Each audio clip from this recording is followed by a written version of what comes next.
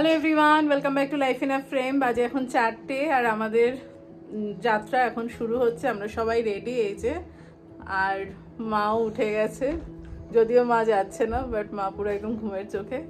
তো চলো, all set. Finally আমাদের যাত্রা শুরু হয়ে গেল।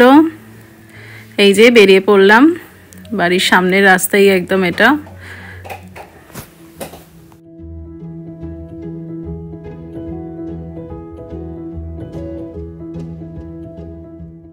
এটা হলো রাজভবন।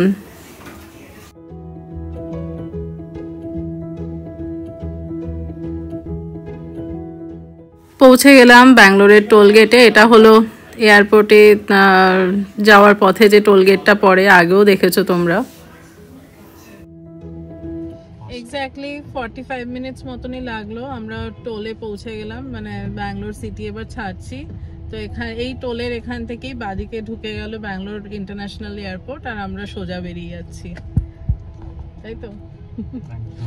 বাট এত সকালে বেরিয়েও রাস্তায় গাড়ি কম নেই, প্রচুর গাড়ি, মানে ম্যাক্সিমাম ক্যাব তো চলতেই থাকে এয়ারপোর্টের, প্লাস অফিস টফিসও থাকে, যেমন আমি বেরোই, তার সাথে ট্রাক ঠাকও আছে, আর প্লাস আরও আমাদের মতন লোকেরা যারা ঘুরতে যাচ্ছে, কারণ আজকে থেকে অনেকেই বেরিয়ে যাবে। চলো দেখাচ্ছি সামনে রাস্তা আরো। এই যে বাদিকে এয়ারপোর্টের রাস্তাটা ঢুকে গেল আর আমরা সোজা বেরিয়ে যাচ্ছি। এটা হলো বেলারি রোড, এটা NH 44-এ গিয়ে কানেক্ট করে, আর এখানে আবার একটা টোল গেট।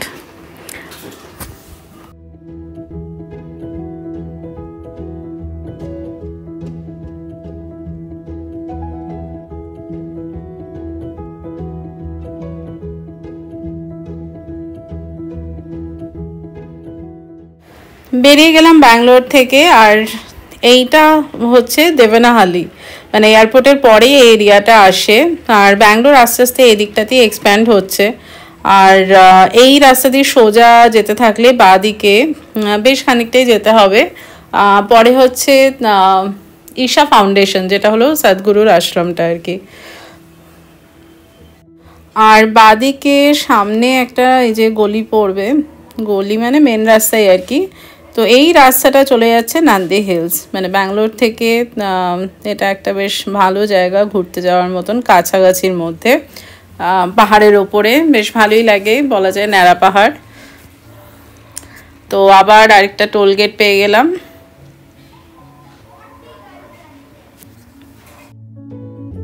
ফাইনালি হালকা হালকা একটু আলো ফুটেছে, আর সামনে দেখো ট্রাকটায় হেভি লোড যাচ্ছে, সেই কারণে পেছনের গাড়িটা এসকর্ট করে নিয়ে যাচ্ছে না।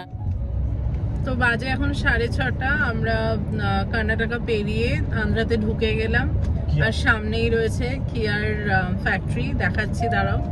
আর 50 কত দেখালো? 50। হ্যাঁ,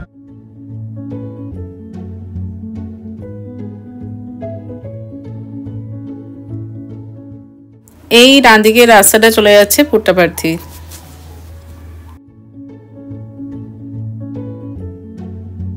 তো এই আন্ধ্রাতে ঢুকতেই না ডান দিকটা একটা ডাইভারশন রয়েছে, সেটা যাচ্ছে তোমার ওই পুট্টাপার্থী। তো পুট্টাপার্থী হচ্ছে সাইবাবা যে হসপিটাল রয়েছে ব্যাঙ্গালোরে, আর এইখানে হচ্ছে মেন আর কি অরিজিনাল।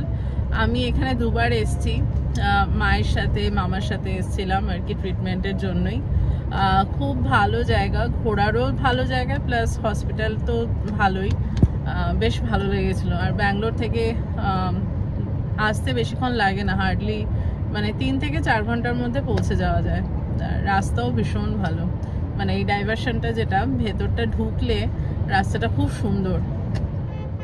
তোমাদেরকে আরেকটা জিনিস দেখাই, বুঝতে পারছি কিনা জানি না, পেছনে কিন্তু ডুগুর পুরো একদম প্রপার বিছানার সেট আপ রয়েছে, বালিশ কম্বল, তাই তো ডুগু? মানে ও বাড়ি থেকে বেরোনোর পর আধ ঘন্টার মতন জেগেছিল বোধহয়, তারপরে ঘুমিয়েছে, এই ঘুম থেকে উঠলো। তো ও ঘুম থেকে উঠলো, এখন আলোও ফুটেছে, তো ব্যাপারটাকে উপভোগ করছে ও। হায়দ্রাবাদের ভেতরে এবং মানে এই যে হায়দ্রাবাদ সারাউন্ডিং আর কি, পুরোটাই বলা যায়, আন্ধ্রা বলো, তেলেঙ্গানা স্টেট বলো, ইনফ্যাক্ট ওড়িশারও যেটা তোমার ওই আন্ধ্রার বর্ডারের দিকটা, সেই পুরো জায়গাটাতেই ভীষণ এই ন্যাড়া পাহাড় টাইপের পাহাড়গুলো দেখা যায়, বেশ ভালো লাগে দেখতে। মানে আর প্রত্যেকটা পাহাড় যেন নিজস্ব একটা মানে সিগনিফিক্যান্ট একটা আকার নিয়ে থাকে, তো সেইটা ভীষণ অ্যাট্রাক্ট করে দেখার জন্য।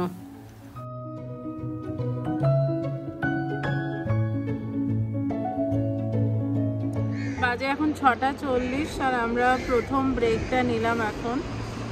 ব্রেক বলতে সেরকম কিছু না, এই জাস্ট একটু টুকটাক ঢুকু, ওয়াশরুম যাবে তো সেই আর কি। আর হচ্ছে এখানে দেখছি চা আছে, জানি না ভালো হবে কিনা, তো অভিজিৎ বললো একটু যদি সেরকম হয় তো একটু চা খাবে, তো অ্যাজ সাচ প্রপার ব্রেক না, এই আর কি। তো এখনও এখান থেকে কিয়ার ফ্যাক্টরি দেখা যাচ্ছে 30 কিলোমিটার। এখানে আবার যেতে যেতে দেখছি একটা বেশ সুন্দর লেক পড়লো।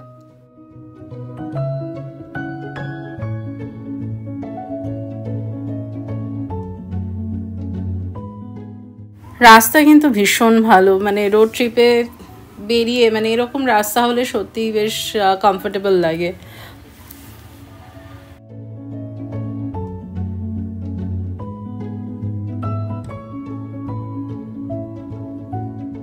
এখানে আবার চোখে পড়লো এই উইন্ড মিলগুলো, তার সাথে কুয়াশাও।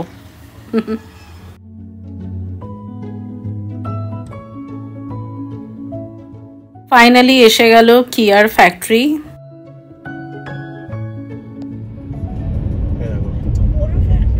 বিশাল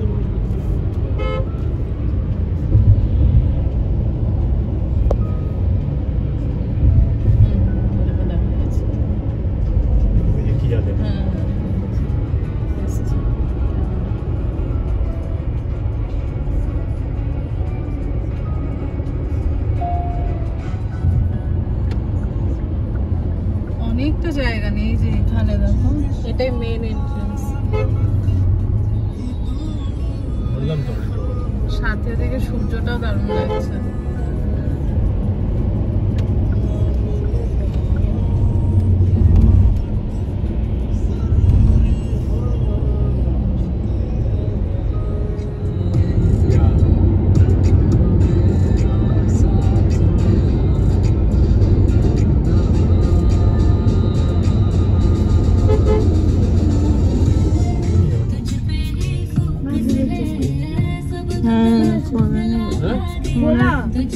তো ওই আগে যে থামলাম ওখানে আর আমরা বেশিক্ষণ দাঁড়াইনি, ডুগু জাস্ট ওয়াশরুম গেল, তারপরেই চলে এসেছি, চা টা খাইনি।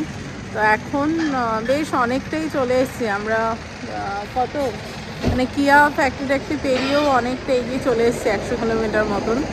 তো এখন এখানে একটু থামলাম, তো এই যে কফি নিয়েছি আর বাড়ির থেকে স্যান্ডউইচ বানিয়ে এনেছিলাম চিকেন, তো সেগুলো খাওয়া হচ্ছে। অ্যাজ সাচ সত্যি কথা বলতে এই রাস্তাটায় না আপে আর কি খুব একটা ভালো খাবারের জায়গা নেই, যার জন্যই আরও আমি সব বানিয়ে নিয়ে এসেছি। ফেরার সময় দেখছি 2-1টা জায়গা রয়েছে, তা ফুড প্লাজা, KFC এসব আর কি। তো দেখা যাক আগে কি আছে, তো খাবার মোটামুটি সব স্টকে আছে, তো সেই কারণে কোনো প্রবলেম নেই। তাই তো, কেমন লাগছে?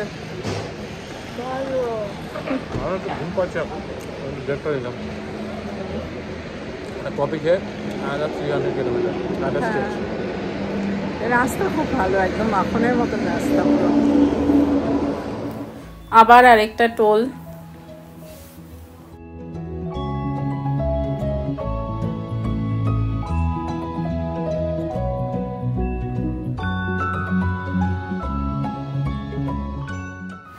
সামনে দেখো বেশ সুন্দর একটা বড় মন্দির আসছে।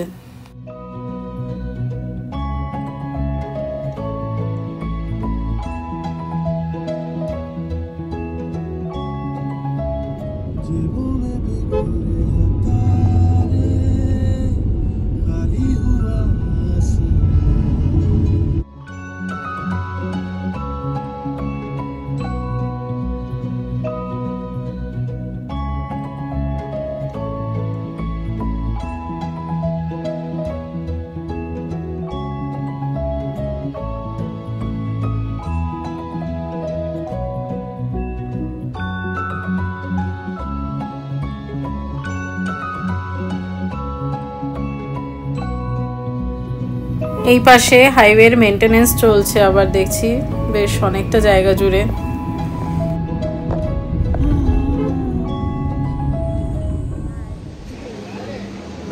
250 কিলোমিটার মতন বাকি, তো মোটামুটি বেশ ভালো ডিস্টেন্সই কভার করে নিয়েছি। এটা আমাদের বলা যায় সেকেন্ড ব্রেক। প্রথমটা তো জাস্ট ও একটু ওয়াশরুম হয়ে গেছিলো, তো এখানে আবার একটু চা খেলাম। তা এই চাটা দারুণ ছিল। বাড়িগুলো দেখো কি দারুণ। এটা কারেন্ট কি করে হয়ে গেল তোমার?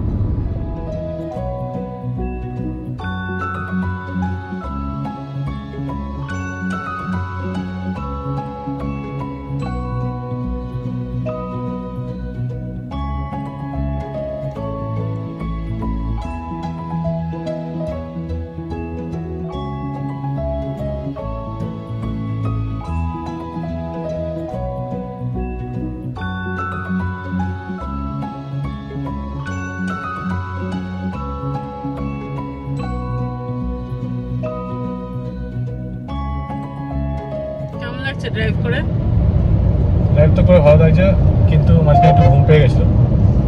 চাটা মারলাম, চোখে একটু জল টল দিলাম, আবার চার্জ আপ হয়ে গেছি। আবার 200 কিলোমিটার আবার টেনে দেবো ওয়ান স্টেজ। অলরেডি জাস্ট 200 কিলোমিটারই বাকি, একটু হায়দ্রাবাদ। Let's see. প্ল্যান তো এখন পর্যন্ত আর কোনো মাঝখানে দাঁড়ানোর কোনো প্ল্যানই নেই। 219 কিলোমিটার বাকি এখন পর্যন্ত। Expected time of arrival is 3 hours 34 minutes exactly. So hopefully টেনে দেবো at a stretch. অ্যাকচুয়ালি আমরা যত এগোচ্ছি টাইমটা কমছে, তো হোপফুলি একদম মানে ঠিকঠাক টাইমে বা বিফোর টাইমেই হয়তো পৌঁছে যাবো। তো হায়দ্রাবাদ তো পৌঁছতে আর বেশিক্ষণ লাগবে না, বাট এখনো পর্যন্ত তোমাদেরকে আমি বোধহয় সেভাবে বলিনি যে কোথায় যাচ্ছি কি ব্যাপার। তো যাচ্ছি হচ্ছে আমার দিদির বাড়িতে, তবে রক্তের সম্পর্কের দিদি নয়, আমার তো শুধু ভাইই আছে, বাট এটা তার থেকেও বেশি। তার কারণ হচ্ছে যে সম্পর্কটা হঠাৎ করেই গড়ে ওঠে। মানে অভিজিতের স্কুল জুনিয়র হচ্ছে আমারই দিদি, অর্চিতা দি। তো বাট মানে ওরা আর কি সেম, মানে অভিজিৎ তো কোয়ার্টারেই থেকেছে বরাবর ওর বাবার মানে চাকরি সূত্রে আর কি। তো ওরা ওই সেম কোয়ার্টারের কাছাকাছি থাকতো, সেম স্কুল। তো তারপরে অ্যাকচুয়ালি হঠাৎ করেই আমার সাথে দিদির যোগাযোগ হয়। তারপর মানে যোগাযোগ হওয়ার পর থেকেই ওভার দ্য ইয়ার্স লাইক মানে খুব ভালো একটা সম্পর্ক গড়ে ওঠে আর কি। তো সেই সূত্রেই আর কি। তো এটা প্রথমবার নয়, বহুবারই আমাদের যাতায়াত হয়েছে, মানে দিদিরাও আসে, আমরাও যাই। কখনো এমনও হয়েছে যে আমি আর ডুগু শুধু ঘুরে এসেছি, মানে ভালো লাগছে না, একটু হয়তো ভ্যাকেশনের জন্য ঘুরে চলে এলাম, তো এরকম আর কি। তো সেইখানেই তো চলো গেলে ভীষণ ভালো লাগবে। দিদিরও ছেলে আছে ডুগুর সমবয়সী, তো সেটা আরেকটা মানে বলা যায় আকর্ষণের পয়েন্ট। মানে যেহেতু ওরা দুজন সমবয়সী একদম, মানে জাস্ট 2 মাসের বোধহয় ছোট বড়, 3 মাস। হ্যাঁ, তো সেই কারণে বেশ ভালোই একটা সময় কাটে। ব্যাঙ্গালোর ছাড়ার পর এই প্রথম একটা বেশ জমজমাট টাউনের মতন আর কি পেলাম। এটা হচ্ছে কার্নুল খুব সম্ভবত, দেখে মানে তাই দেখলাম লেখা আর কি। তো সেখানে দেখছি অনেক রাস্তায় কলেজ টলেজ সবই রয়েছে, প্রচুর ফ্ল্যাটও আছে এখানে, অনেক ফ্ল্যাট।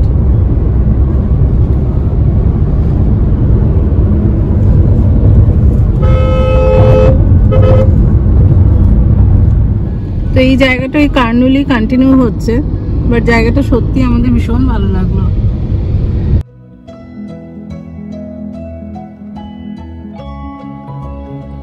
তো বেসিক্যালি তুঙ্গভদ্রা নদীর উপর দিয়ে আমরা ক্রস করলাম এখন, আর এর ওই একদম সাইড দিয়ে হচ্ছে কার্নুল ডিস্ট্রিক্টটা, বাট জায়গাটা বেশ সুন্দর লাগলো।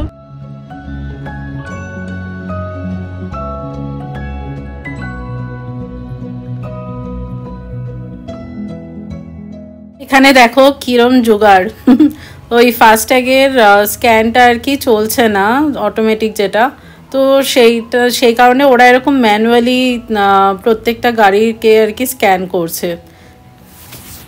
তো আমরা এখন ক্রস করছি বিচুপাল্লি ব্রিজের ওপর দিয়ে, এটা কৃষ্ণা নদীর ওপর দিয়ে যাচ্ছে। ও সামনের গাড়ির একটা বাচ্চা তখন থেকে হাই করছে, ভালো বেশ। তো যাই হোক, কৃষ্ণা নদীর ওপর দিয়ে পার হয়ে গেলাম, আর বেশিক্ষণ লাগবে না, আমরা বোধহয় আর এখন তো দেখাচ্ছে মোটামুটি 1:20 বোধহয় পৌঁছাবো, মনে হচ্ছে হয়তো আরো এগিয়ে আসবে টাইম। এই যে দেখো এই কোচকে আমাদেরকে ওখান থেকে হাই বাই করে যাচ্ছে। এটা অন্ধ্রপ্রদেশের গাড়ি। আমার এরকম দেখাচ্ছে, থামস আপ দেখাচ্ছে।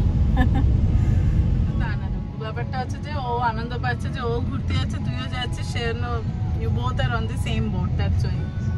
So mama or papa something like that. Everything is same, that's why he's feeling happy. Are you feeling happy?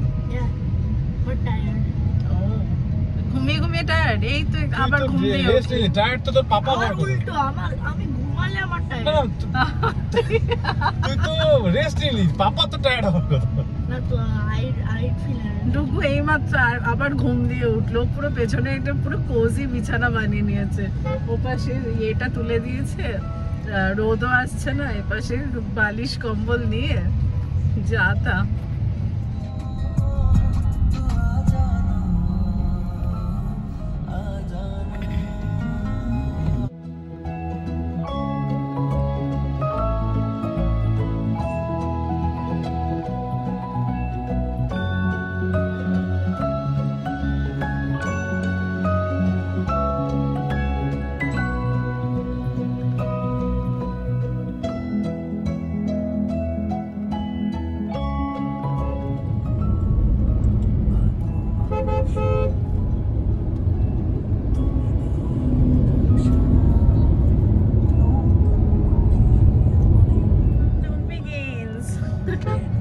R 40 kilometre মতন বাকি, মোটামুটি কতক্ষণ 40 মিনিটের মধ্যে পৌঁছে যাবো, ঢুকে যাব।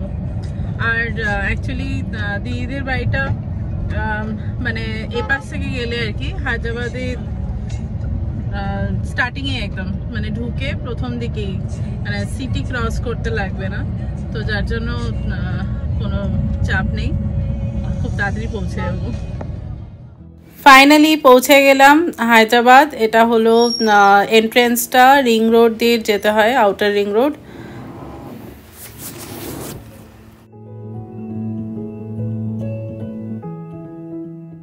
উঠে গেছি রিং রোডে, এটা হলো ORR হায়দ্রাবাদের।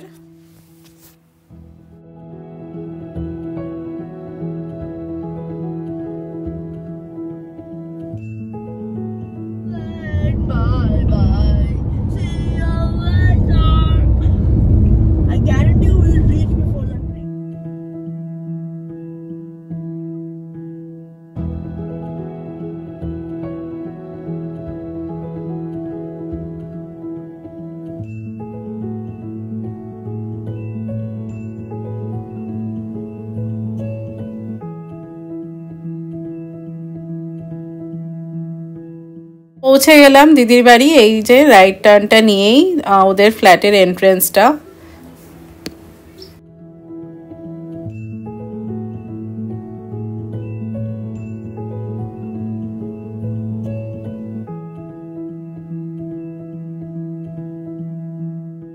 এই যে সন্ধেবেলা দুই বন্ধু মিলে খেলে এসে একটু বসে স্ন্যাক্স খাচ্ছে, সাথে টিভিও দেখছে, এনার্জি নিচ্ছে বেসিক্যালি। কি খেলা হচ্ছে? হ্যাঁ।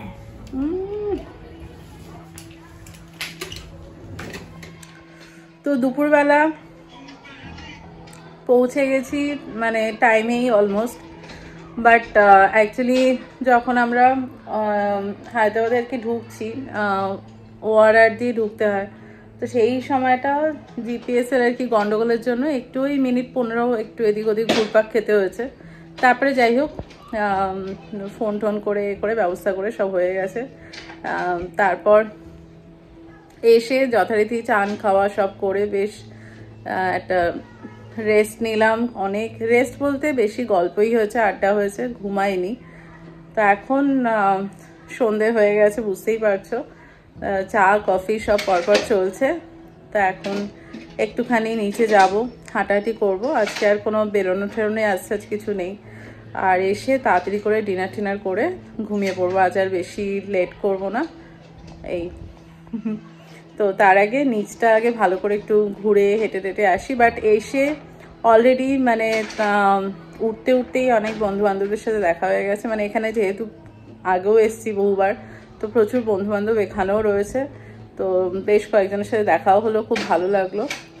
এই তো চলো সাথে থাকো, দেখতে পাবে আরো।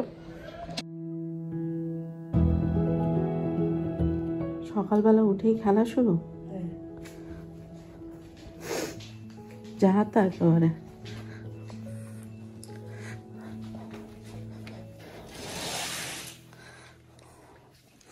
Good morning all. কালকে ব্লগটা শেষ করা হয়নি, কারণ কাল সন্ধ্যেবেলাটা পুরো সবাই মিলে গল্প করতে করতে পুরো কেটে গেছে।